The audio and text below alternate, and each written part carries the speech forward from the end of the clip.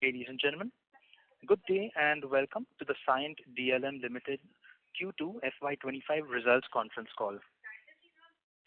As a reminder, all participant lines will be in the listen-only mode, and there will be an opportunity for you to ask questions after the presentation concludes. Should you need assistance during this conference, please signal an operator by pressing star and then 0 on your touchtone phone. Please note that this conference is being recorded. I now hand the conference over to Mr. Krishna Bodanapu, Non-Executive Chairman, Cyient DLM Ltd. Thank you, and over to you, sir. Thank you, and good evening, ladies and gentlemen. I am delighted to welcome you to Cyient DLM Ltd's earnings call for Q2 FY25. Present with me on this call are our CEO, Anthony Montalbano, and CFO, Srinivas Kulkarni.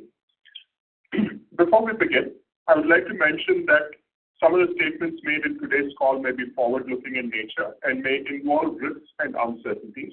A detailed presentation in this regard is available in our investor update, which will be posted on our website. In our Q1 investor call, we had specified that some of the deliverables were getting shifted from Q1 to Q2. I'm pleased to share that our Q2 revenue performance is in line with our expectations, and Srini will present more details in a few minutes. This is in line with the expectations that we had that some of the revenue was getting shifted from Q1 to Q2, and that has come to bear.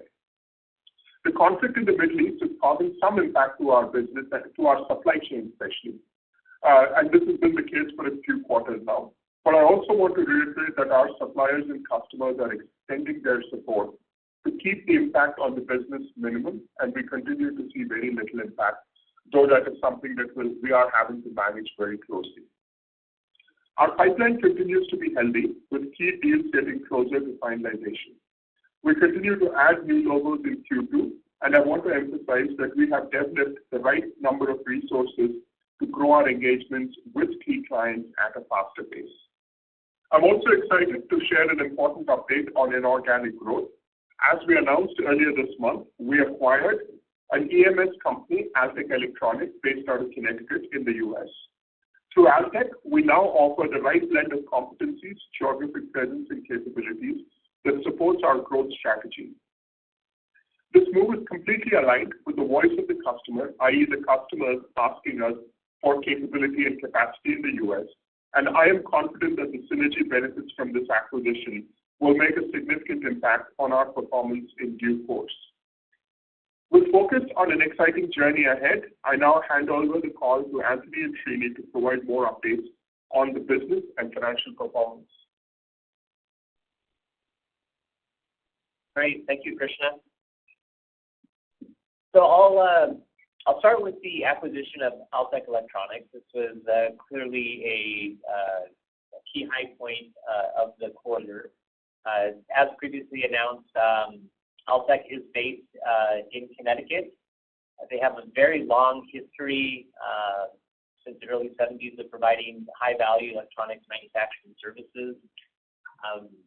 They focus primarily in medical, industrial segments, and also are well suited to continue their support in the defense area as well. We find this very complementary to our offering, and also helps provide a little bit of further segment diversity into our overall portfolio. 80,000 square feet of manufacturing, over 200 employees, and also room to expand, and very healthy financial metrics for that business. As we looked at various and continue to look at various companies that could potentially become part of Cyient DLM, for us, the value proposition needs to include having a similar type of DNA in the business, where our clients who do business with us today in India would feel very confident having their type of business being supported in a similar type of operation in other geographies. And Altec Electronics is definitely representative of this, and we see this as an important part of our strategy going forward as we build up on that business and leverage those opportunities. As we've highlighted, the geographic presence with clients is a unique part of this, where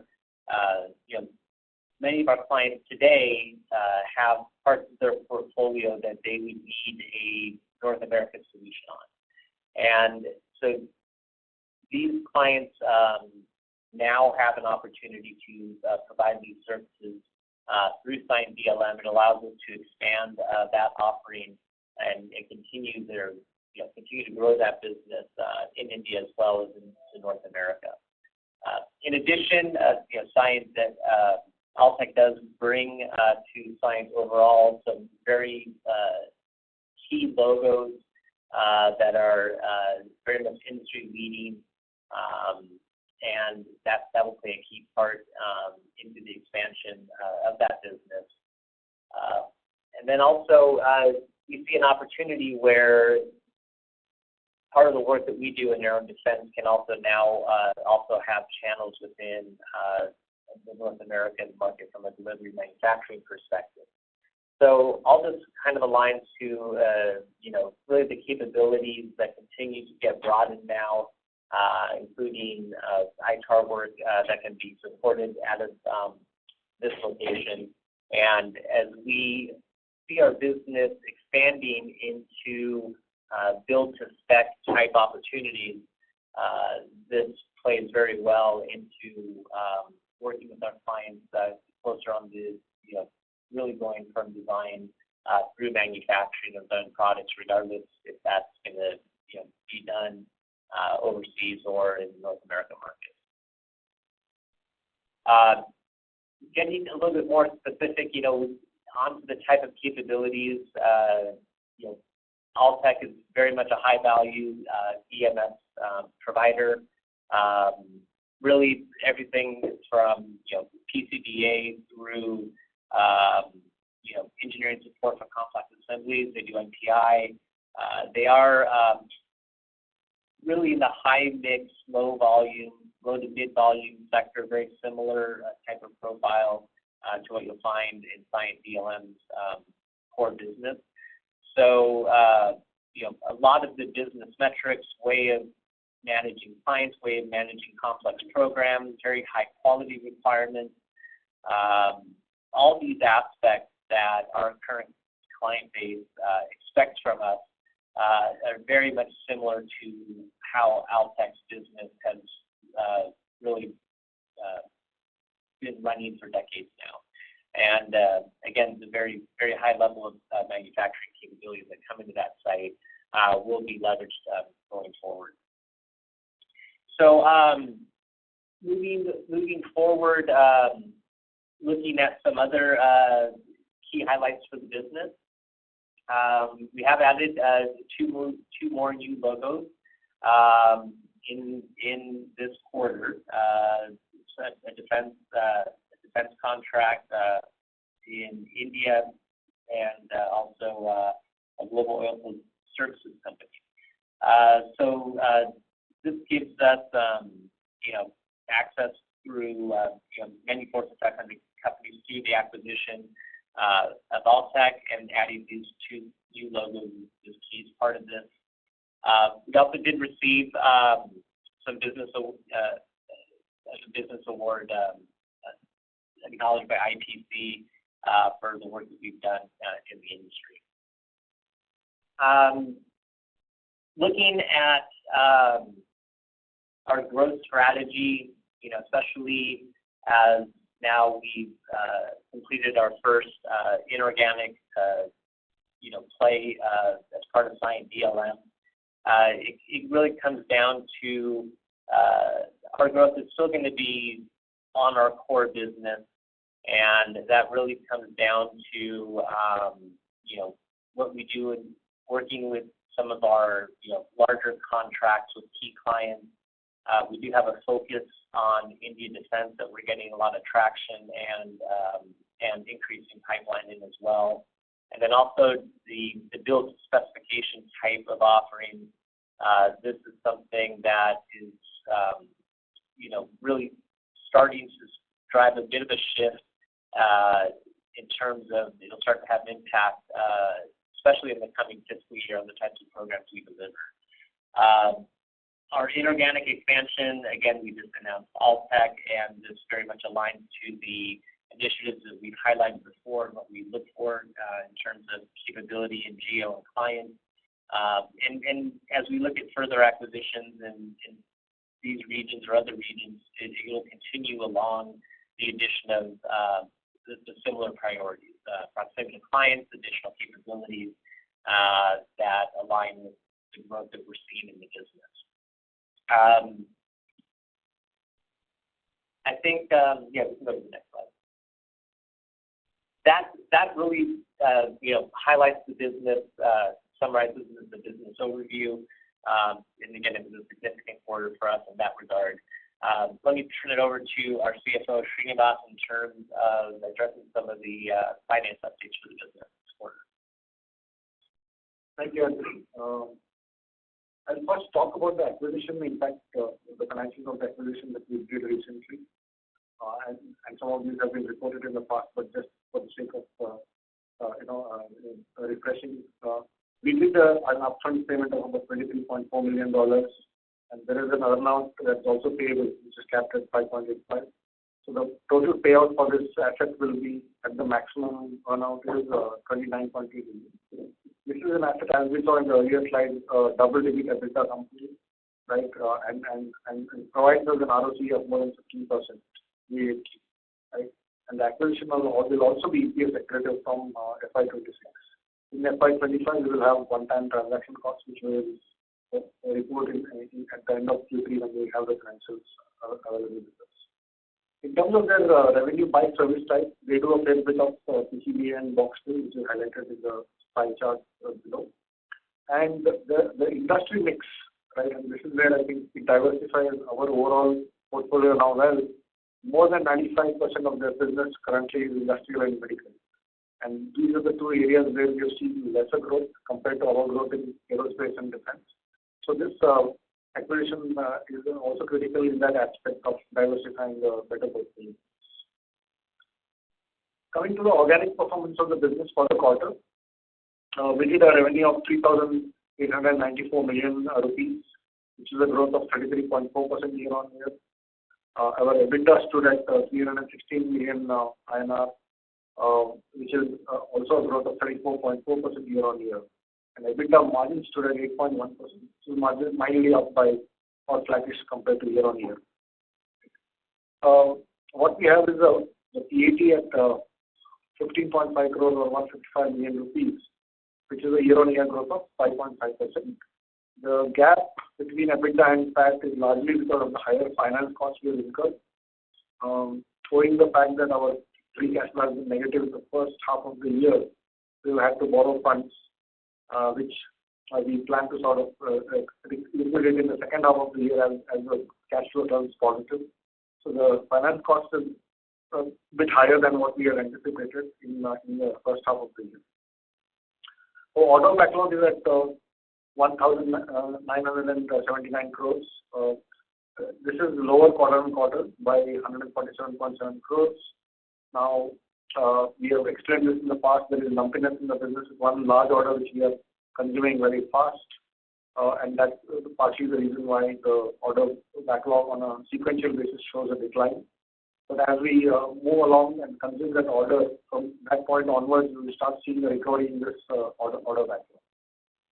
PAT margin was 4%, which was lower year on year due to the finance cost which I explained. The next chart sort of gives a trend. I want to call out one thing. As you see in both revenue and EBITDA, usually we have a bit of a seasonality between H1 and H2. So I think we have to look at it from that perspective. So our H1 typically is a bit lower than H2. So that is the same trajectory we are seeing for the current year. And EBITDA percentage is a bit lower in H1, but on a full year basis, our EBITDA is likely to be flat year on year. Right? And we already spoke about that will also show an improved trajectory in H2 as revenue is increasing. Looking at some of the working capital metrics and the key trends on other aspects of the business, we see the DIO has sharply declined quarter on quarter from 184 days to 122 days. As you all know, the 184 days was also because of the lower revenue we had in Q1, right? And as the revenue has picked up, that number is come back in control. Of course, this is still not at the ideal inventory days that we wish to operate at. Our goal internally is to get to about 90 to 100 days of DIO, and we have our action plan, and we are working through the steps to get to that level on a sustainable basis. DSO has been decreased quarter on quarter from 92 to 82 days. We have further scope for improvement even in DSO, which we will talk about in the coming quarters as we scale. Customer advance is at 20 days, and then this is the sort of the change in mix in the business. I think the sort of orders we are getting now, the customer advances are going to be lower, and that will sort of reflect from an inventory perspective as well. But for now, with the newer orders that we are getting are not where the customers are willing to give an advance, right? And so we see a decline in that number as well. So net, I think from a net working capital perspective, we've seen a fair bit of improvement this quarter, but it's a job half done. We are very cognizant of that. What we will do in the coming quarters, continue to improve on this metric. A quick look at the mix. The industry mix is largely the same. We have had impressive growth in aerospace and defense, right? And therefore, that's a large piece of the pie right now. Of course, the point we made earlier on the high-tech acquisition is that sort of balances the portfolio well. So this is only the view of the organic part of the business. In terms of product category, there has not been any considerable shift from the earlier quarters. The export-domestic shift is very stark in favor of domestic this time, largely because of the one defense order that we are executing at a faster pace. This is not the norm. We will come back to about 70% export and 30% domestic as we stabilize. This is an unusual quarter where the domestic mix was very, very high. This is just the same financials which I presented. I'll just highlight on the H1 performance since we saw the Q2 performance already. So if you look at a half-year to half-year basis, we've had a growth of 27.2% on revenue. Our EBITDA has grown by 18.6%, and our profit after tax has grown by 31% year on year on a half-yearly basis. So that is sort of the performance summary for Q2 as well as for the first half of this financial year. Last slide is on the usage of the IPO proceeds. We have utilized the further 39 million on working capital this quarter. What you will see here is that the inorganic through acquisitions as well as the general corporate purposes are still shown as unutilized. That's because this report is as of 30th September. Next quarter, you will see that fully utilized, right? So one of the big objectives of doing the IPO was to have inorganic growth in our business, and we are very happy to know that we successfully sort of concluded that aspect. So this is the sort of the financial summary, and pause here, and then we will turn it back to for any questions. Thank you very much. We will now begin the question and answer session. Anyone who wishes to ask a question may press star and one on their touchtone telephone. If you wish to withdraw yourself from the question queue, you may press star and two. Participants are requested to please use handsets while asking a question. Ladies and gentlemen, we will wait for a moment while the question queue assembles.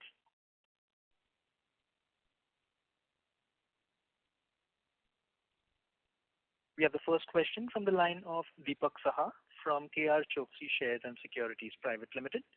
Please go ahead.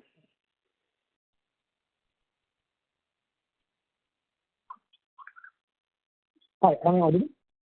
You are audible, sir. Thanks for the opportunity. Sir, my first question is, we are seeing the debt levels have risen in the first half, And you mentioned largely for the working capital requirement since the free cash flows are expected to turn better in the second half. So my question is, since this acquisition is there and we have mentioned earlier that we might need to finance it partly with debt and debt with cash. So do we see any further, from here, the debt levels, do you see any further probability of debt levels going up for rest of the year? We can share some color for full year, what kind of debt levels we should look at? Yeah. So Deepak, I think the debt level will certainly go down as we generate positive cash in the business. The debt we took for the M&A it was for very specific reasons. And there I think we should look at it from the perspective of the performance of the organic business on that part of the P&L, right? So we have taken that debt. It's a long-term debt to fund the M&A, and the returns surpass the the debt funding or the cost that is required to service that debt. The comment on the debt level is going down is more from the organic business perspective. There we will see a reduction in the debt as we generate positive cash flow the rest of the year. Okay. And so pardon me if I heard it wrong, but I believe you said somewhere EBITDA margins probably remain flat. Is that what you alluded in your opening remarks? Yeah, I said year on year we can expect the EBITDA to be flat, right? So we've had only 8.5% in the first half, whereas last year we did about 9.2% on a full year basis. So what we expect is on a year on year basis, we will have better EBITDA in H2, which means for the full year we'll be very comparable with what we did in FY2024. Okay, so one of the earlier comments in your previous con calls was that probably we are looking for double-digit EBITDA margin for the full year FY25. So that is certainly delayed to FY26. Is it a right understanding? No, I mean we are very close to that number, Deepak. So it's very hard. I mean we're not giving you guidance here, right? So what will happen is we will be somewhere closer to the double-digit number. We will definitely end the year at a double-digit. And it all depends on how much we are able to sort of further optimize on some of the costs, etc. in H2. We might even hit double digits. So we are not giving that number. What we are saying is at a minimum we will remain flat year on year. Okay, that's good. And so on the middle side, I mean, if you can share some little bit of depth in terms of what is the extent of impact? Is it the raw material prices or just the time concerns which are impacting the business? If you can just share certain understanding how this is impacting, and are we largely fine with it or it's still there?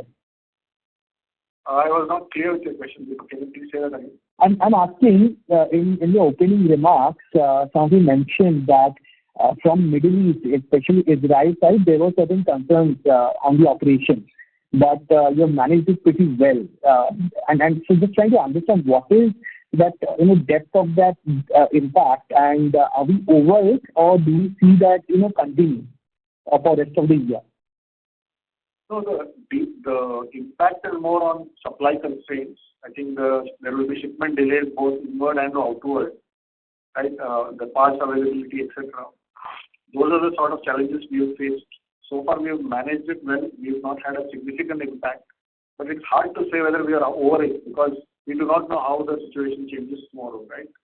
So if the situation, while we've got all the cooperation and from the vendors and the suppliers and then customers both to be managing the situation, it's sort of managed, right? And that's the important point. So we don't know how it will pan out. But hopefully it will de-escalate and not escalate further. So one can only sort of manage it as it comes, right? We can't predict, right? Sir, I understand it, but what I was trying to understand, since the situation has evolved, post Q2 as well, and we have seen certain things developing. So in your talks with your suppliers, do you see any risk of cost here on going up or any of that sort of risk for the raw materials that you are sourcing from there? No, I think cost is not a big factor because I think the cost, they pretty much honor the PO terms, whatever is there. It is actually the delay and those kinds of things that are of impact. Certain parts where the orders have not been placed, because of supply constraint, the cost could go up if you're looking at an alternate supply. Right, but that we are not seeing a lot of that. We are seeing more on the delay and scheduling rather than the cost. Okay. And the last question before I fall back on the queue, you mentioned in your PPT that in terms of expansion, the strategies that you are resorting to also includes expansion into EV. So if you can share some color on this, what exactly are we moving into automobile and which particular geography? Is it US or India as well? So some bit of detail would be really helpful. Thank you. So the question in terms of the sectors in which regions we're going to be expanding into? Is that how I understood the question? Yes, you're right on this. Yeah, so there is a focus on different geos and different sectors that we are looking to expand into. That includes that we have provided some additional bandwidth from a go-to-market perspective in the India market directly, and there have been the EV space definitely is an area of interest in that regard. So as we get some more details, as we update the pipeline in that regard, we can share more info on that. But that is an area of focus right now that adds on to the core segments that we are already in. Thank you. Thank you. Ladies and gentlemen, in order that the management is able to address questions from all participants in the queue, we request you to please limit your questions to 2 questions per participant. You may rejoin the queue for follow-up questions. The next question comes from the line of Viprav Srivastava from Phillip Capital. Please go ahead. Hi, I'm audible, right? Yes, we're audible, sir. Right. So just one question on debt. So the management has taken debt for these acquisitions, right? But currently in the balance sheet, we are seeing an increase of short-term debt.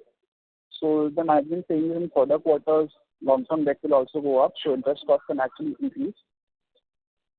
Yeah, so the part of the long-term debt will also be used to clear the short-term debt. The short-term debt is a temporary arrangement to fund the M&A, right? Because the M&A debt itself will take a little bit of time. Fair. Yeah. Noted.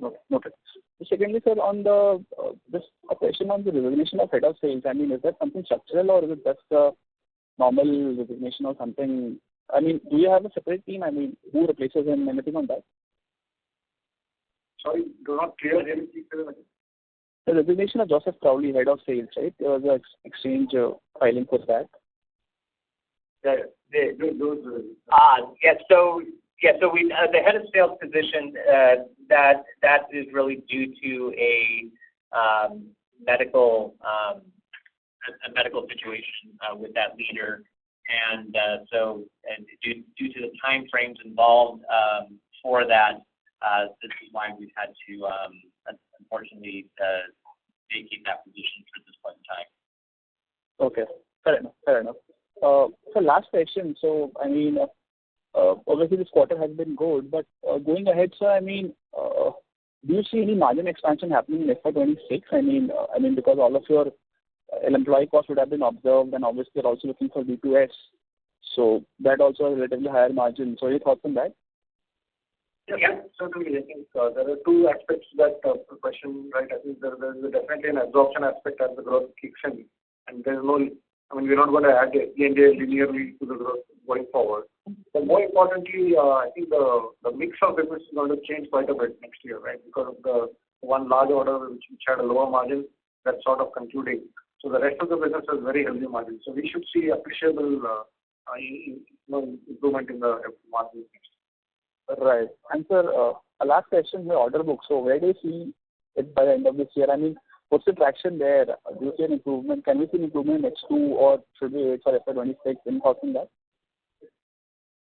Yeah, so we are at the point now within H2 where we are expecting to see some traction and improvement in that regard. So we will update as the quarters continue, but we are already starting to see some positive trends in that regard, and that's kind of how we have anticipated it and guidance that we've given before, or comments we've given on it before.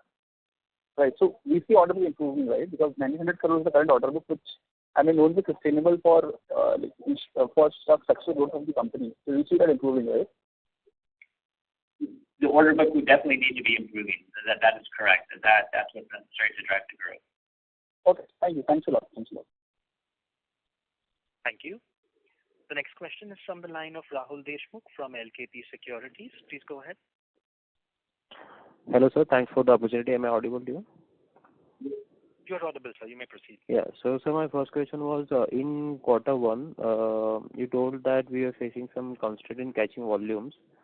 So, effect of this, we were not able to absorb the fixed cost, so which was affecting our EBITDA margins. So, how is the situation right now regarding the volumes? Yeah, so as you can see, right, our volumes have improved in Q2, and therefore there is better absorption. But what has happened in Q2 is also the mix of business is different. So while at EBITDA level, the SG&A absorption has helped, we also lost a little bit on gross margin, so which is sort of offset. So from the quarter on quarter, the improvement is not as appreciable as you would have hoped to see, right? And that is the reason. But from an SG&A absorption perspective, definitely whatever we said in Q1 has happened in Q2. So, should we expect any improvement in volumes in upcoming quarters? Compared to what? From a year-on-year perspective? On year-on-year basis.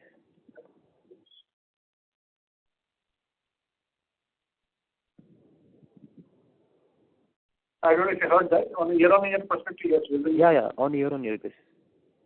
We will see an improvement. Yeah, and my second question was that in quarter one, you mentioned that we are facing some constraint in procuring raw materials from the Israel region. So now things are getting worsened. So at this point of time also, are we targeting net working capital of 100 days?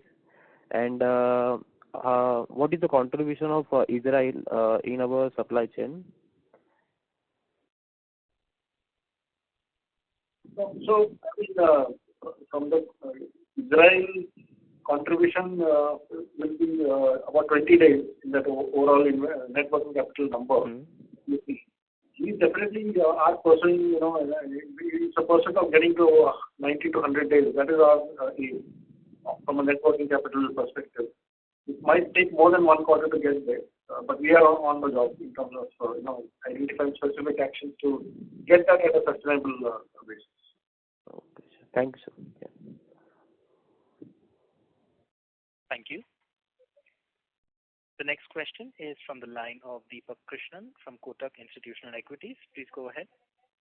Hi, sir. Am I audible? So you are audible. You may proceed.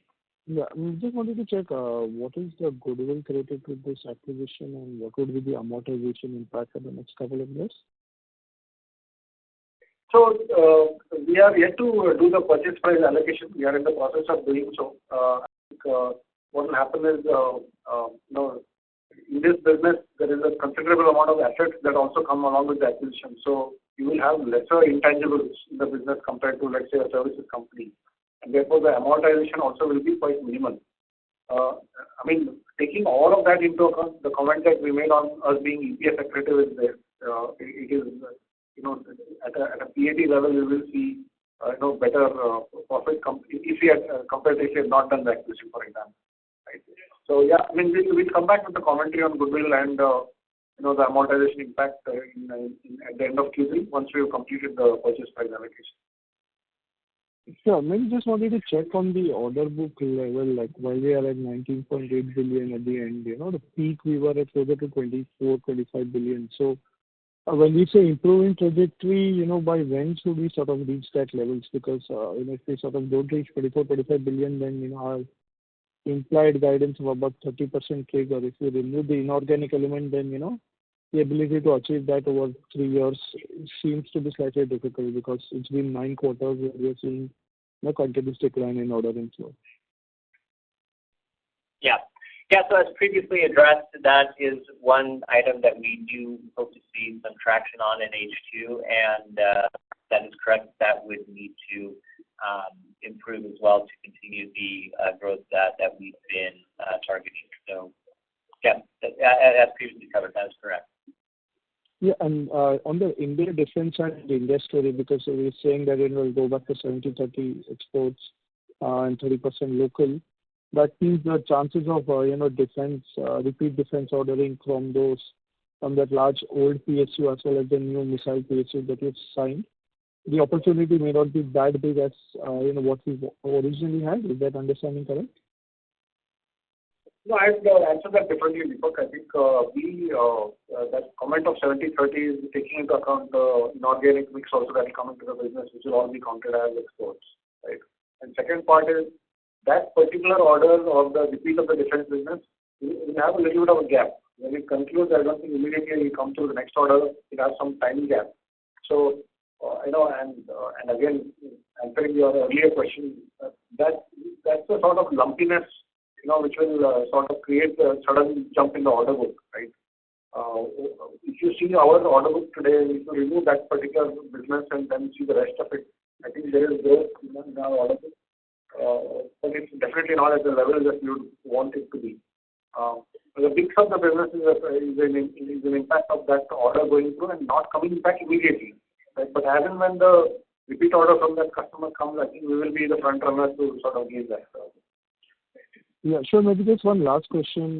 Given Cyient's focus into the parents' focus into the semiconductor business, while we see sort of, we don't see any business because of Cyient's venture into semiconductors sort of coming to the EMS arm. Is that understanding correct? At this stage, there is no overlap between the two? Let me answer that. I think there is a synergy because the continuum is really first you design, then you build the chip, and then you build the board and the box and everything around it. So in that sense, there is a continuum, I will say, and therefore there is a synergy. But I think we won't expect anything to play out from that synergy at least for a few years, because we will first have to start designing the chips and then looking at how those chips can be consumed in Cyient DLM. So while there is a continuum and there is a logical flow, for it to play out, I would say will at least be a few years from now. So I wouldn't count that at least in the immediate future. Okay. Thanks for those answers. Those are my questions. Thank you. The next question is from the line of Praveen Sahay from PL Capital. Please go ahead. Yeah, thank you for the opportunity. So the first on the some clarifications that because earlier you had given some 30% of a growth, indications. So is that acquisitions like of Altech also considered, or also you had mentioned about the looking for acquisition in the North America and EMEA as well. So you are considering all those, and then after you had given a 30% of a CAGR numbers. Yeah, so the 30% outlook was really what we see as a multi-year CAGR, and that still is what we are targeting and running the business towards. And that is organic, by the way. That does not include any inorganic piece of that. So, and with the addition of Altech, we look to still maintain that overall combined business level of growth. From a top and bottom line, this acquisition, is not diluted in any way in terms of top and bottom line. So that's where another aspect of the business is important, especially when you look at other markets, which might not be at the same level of growth and profitability as the Indian-based EMS market. Okay. And the next question is related to the Altech Electronics. So can you give some color on how is the geographical operation area and how is the opportunity growth for the business in the year to come? And is there any seasonality like our existing business, like of H2 is more as compared to H1? How is that? Yeah, so as far as the geographic aspects of it, I will highlight that their location in Connecticut is an attractive area considering the types of clients that they have.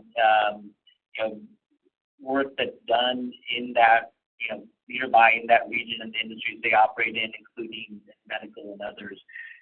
So they provide the high-value services from that location, and there is also expansion opportunity to grow on that site specifically. And then regarding the question as far as the specifics on that business and the outlook, starting next quarter, we'll start to integrate that into our overall updates, and then that'll help bring the full picture together in that regard. Okay. And lastly, sir, if you can give us some order book mix, domestic versus export of your existing order book. So right now, it's about a 60-40 mix, where it's 40% domestic, 60% export, and then going forward, that mix might be a little bit more export, or more outside of India focus, but that will probably shift again once maybe some of the India business starts in some of the areas that we're focused on will grow. So that kind of gives you a view where it is today and the trajectory it's on. Okay. Thank you, sir. And I have more questions. Sure. Thank you. We have a follow-up question from the line of Deepak Saha from KR Choksey Shares and Securities Private Limited. Please go ahead. So, just one question. Lately, we have seen certain announcements of on the surface to air missile side by BEL. So, do we have any sort of capabilities there, and can we capitalize on those kind of opportunities? Deepak, your line was not very clear. Can you please say that again? Yeah. Is it better now? Yeah. Sir, I'm talking, there has been certain announcement from BEL on QRSAM side. So, especially on the, quick response surface to air missile. So, do we have any capabilities on those grounds to capitalize on? I think some of these are still quite out there. I mean, with what happens is from the time some of these programs get announced to the actual execution, the timelines are quite long. So we still don't have the details on it. We just have to wait to understand what exactly the timelines are, what the program will entail, and how much will be bought. So the other thing we have to also look at is how much will be bought out versus indigenously developed. So it's going to take a little bit of time to understand. Okay, sir. Thank you. Thank you. The next question is from the line of Mihir Manohar from Carnelian Asset Management. Please go ahead. Yeah, hi. Thanks for giving the opportunity. I wanted to understand on the borrowing side. I mean, short-term borrowings have gone up from 58 crore to 225 crores. On the other hand, when we see there is, some amount of cash which is sitting on the asset side, close to 100 crores. So, I mean, why is this mismatch there? And why not use the cash itself? I just wanted to get an understanding around that. And also, you mentioned that we have raised certain capital, certain debt for this acquisition. If you could quantify that, that will be helpful as to what is the amount sitting over there. And the second question was on the industrial side. I mean, last quarter, the industrial client faced a challenge. This quarter also, one of the industrial clients has faced a challenge, given the fact that industrial revenue is down. And in last quarter, you had mentioned that from CQ onwards, we should see growth picking up. So how to read the industrial segment from CQ onwards? So let me answer the first part, Mihir. So the funds that are sitting in the as cash or fixed deposits are earmarked for certain usages as per the IPO statement that we released in the prospectus, right? So even though there is cash available, it has to be used only for those earmarked purposes. Second, since they are in the fixed deposits at certain tenure, actually makes more sense to borrow money even instead of breaking those and losing the sort of penalty and the interest on those issues. So it's more of a timing issue. The borrowing we are seeking for the acquisition is about $12 million, or about roughly 100 crores.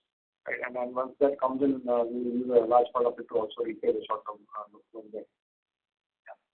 And then in regards to the reference, I think of the industrial specific segment of that, yes, there was some inventory, that had been built up within, key clients within that sector. And so that is still pretty much the same as we advised last time, that inventory is getting consumed. And then we do expect, recovery in that regard in terms of order book coming back in that sector.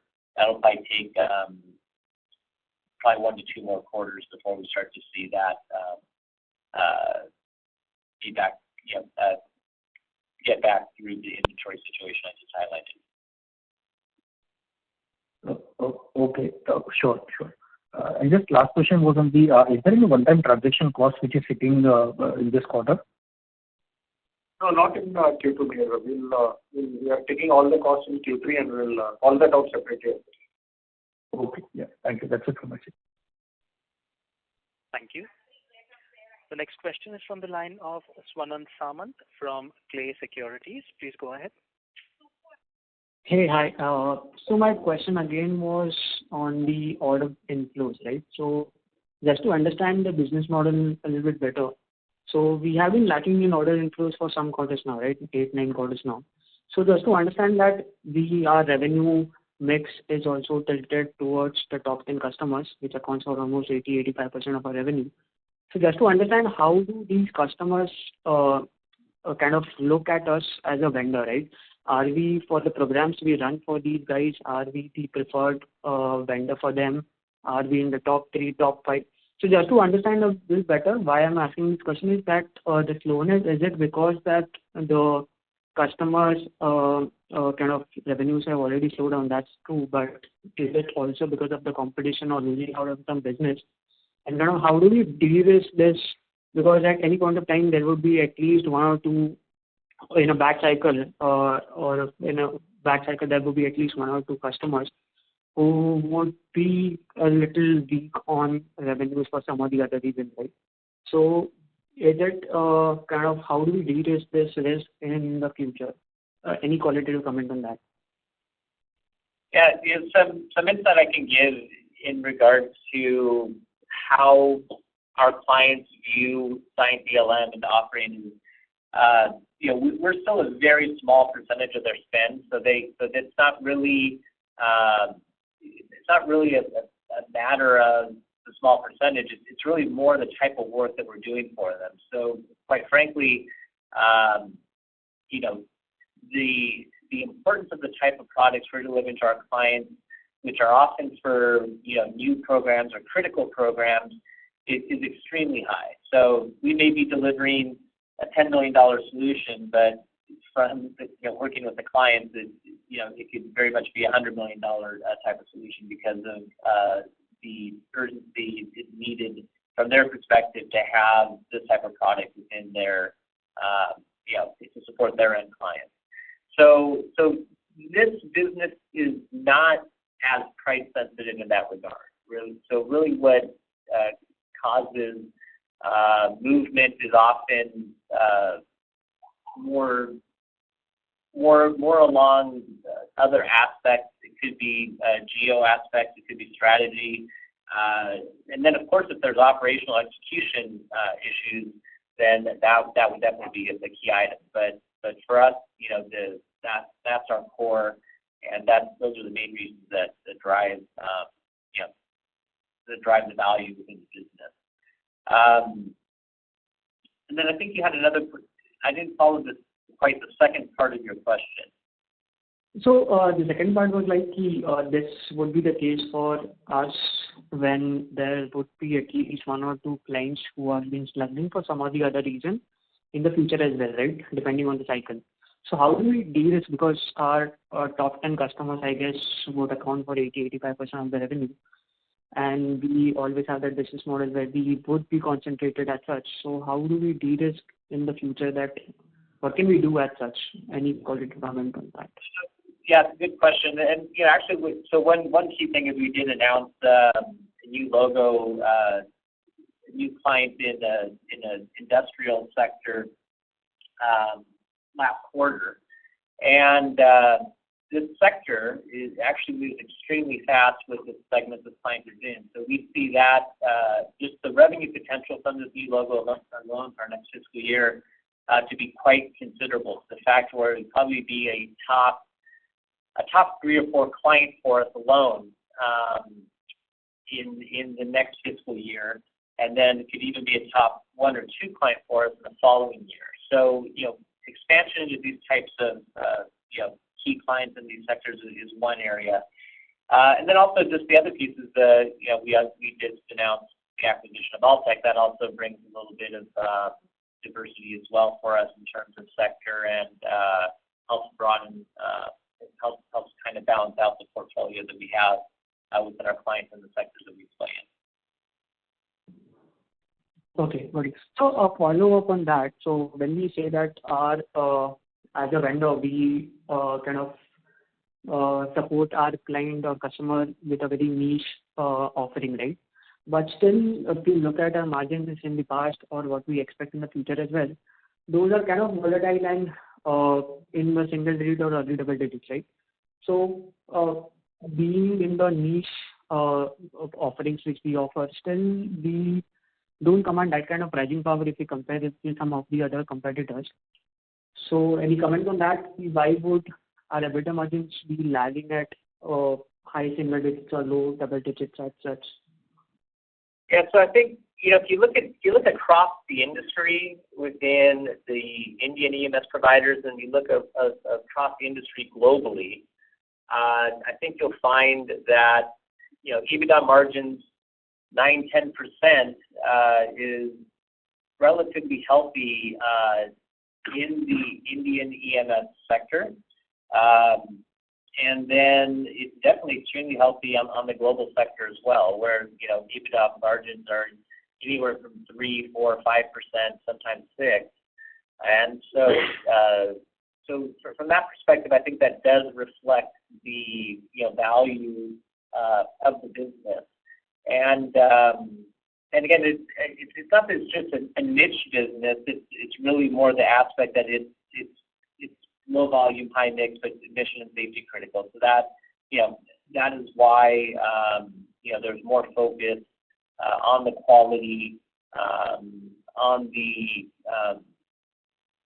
systems in place to make sure that that continuity is there, as opposed to a business that might be more higher volume or consumer based, which that type of business moves around from supplier to supplier much easier, and it also is probably operates at about a third of the margins that the business we're running today is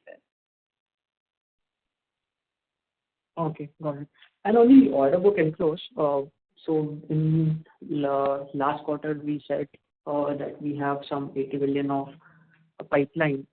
Could you quantify how much order inflow you internally target in the next 2 or 3, 4 quarters, so that it will give us some comforts on what kind of internal target we do have in that? Yeah, so I think we've laid out really what the overall growth aspirations are for the business, and and that's organic as well. So we're continuing to look at that as how we run the business, and that's counting the last fiscal year, the current one we're in, and then also going forward. So those are the levels we're continuing to support and invest the business in, and that also includes investments in our current operations, and then also at the inorganic side as well, which would be in addition to that. Okay, got it. So, so sorry to interrupt. We need to proceed with the question queue, sir. We have participants awaiting their turn. Thank you. The next question is from the line of Rajit Agarwal from Atharva Investment Managers. Please go ahead. Good evening, sir, and thank you for giving me the opportunity to ask a question. So I have 2 questions. One is related to the acquisition. So on the business model of the acquired entity vis-a-vis the business model of the Indian entity, will it be fair to say that the acquired entities caters to lower volume and higher customization compared to the Indian one?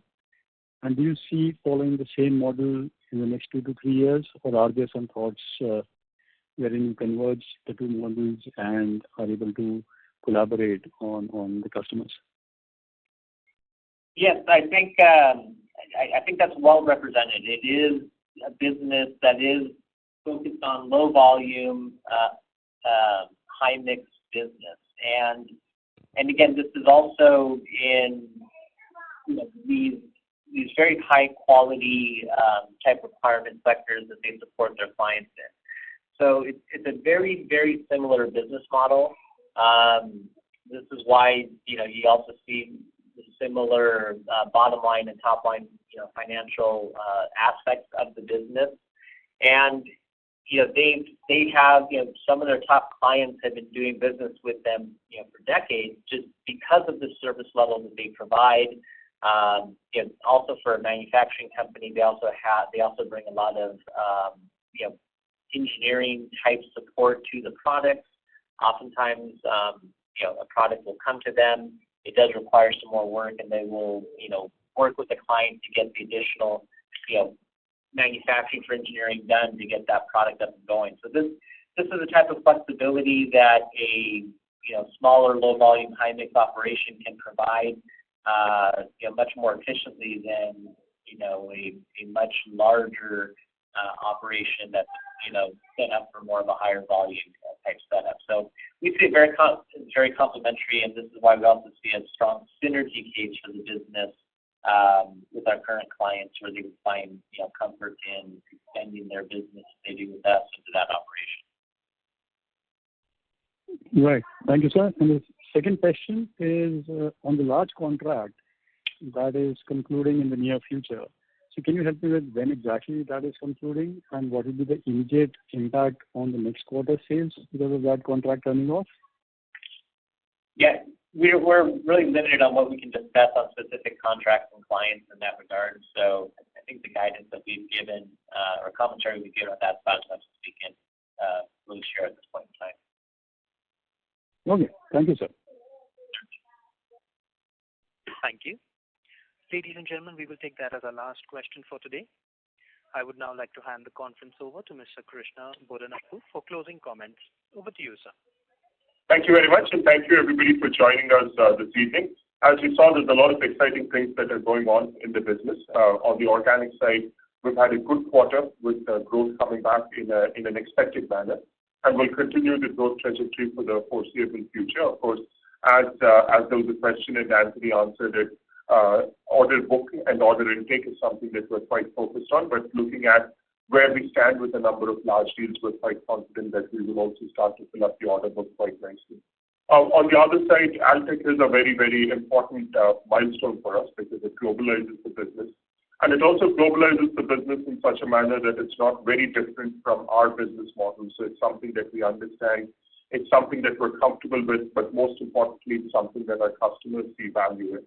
So taking these two pillars of growth, both organic and inorganic, we're very confident where we stand with the business, and we'll continue to update you as things progress. But for now, thank you very much for your support, and we'll again speak next quarter after the announced results. Thank you. On behalf of Cyient DLM Ltd, that concludes this conference. Thank you all for joining us. You may now disconnect your lines.